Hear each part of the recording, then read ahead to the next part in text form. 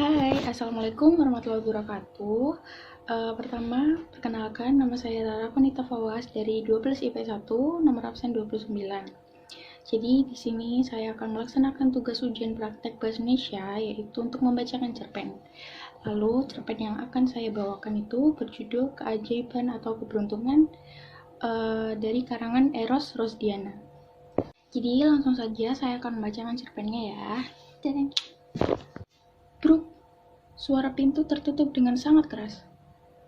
Aduh, punya anak gadis satu kok susah banget bangun pagi. Suara ibunya yang mungkin berbicara dengan peralatan dapur. Semoga hukumannya tidak berat ya nak, lanjut ibunya.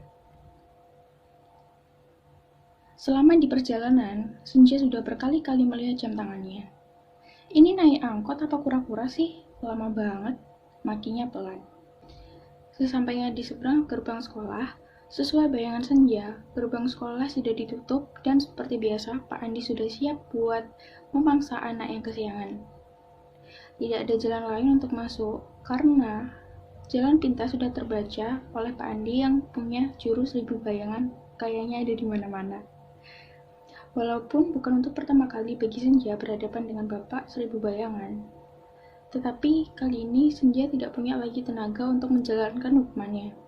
Tapi entah kenapa, juga Pak Andi selalu ingat dengan wajah yang pernah berhadapan dengannya.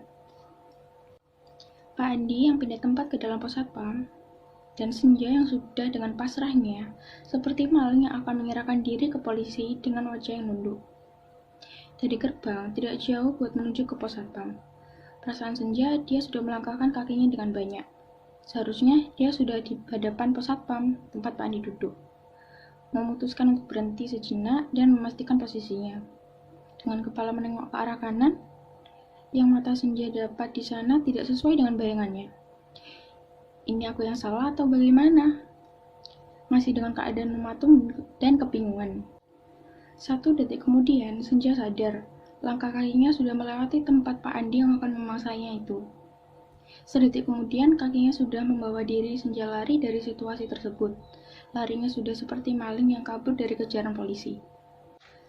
Dan setibanya di depan kelas, Senja yang masih mengatur nafas harus menghadapi satu tantangan lagi untuk bisa duduk manis di kelas itu.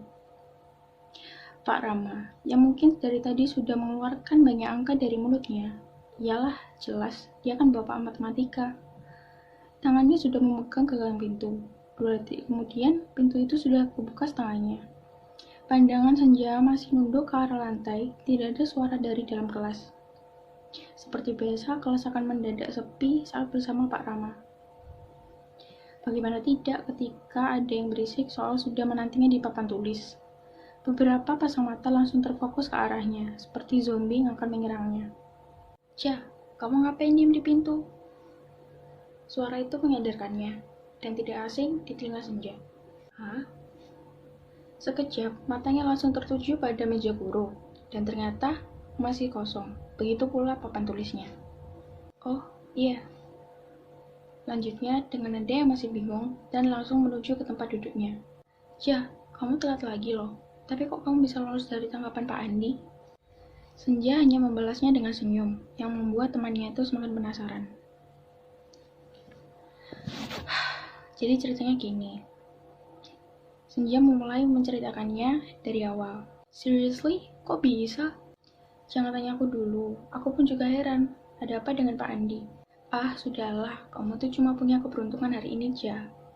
Selama jam pelajaran, tentunya Senja tidak dapat fokus penuhnya kepada pelajaran yang sedang berlangsung. Dalam benaknya, masih bertanya-tanya, kenapa Pak Andi tidak melihatnya? Padahal jelas dirinya lewat di depan mukanya. Apa iya jubah Harry Potter yang biasa invisible itu? Padahal kan aku cuma pakai sweater. Atau mungkin tadi Pak Andi kedipnya kelamaan kali ya? Dia berbicara dengan dirinya sendiri ketika dalam angkutan pulang. Sesampainya di rumah, Senja tidak lupa untuk menceritakan kembali kepada ibunya. Dan ini kata ibunya, Alhamdulillah, doaku terkabul.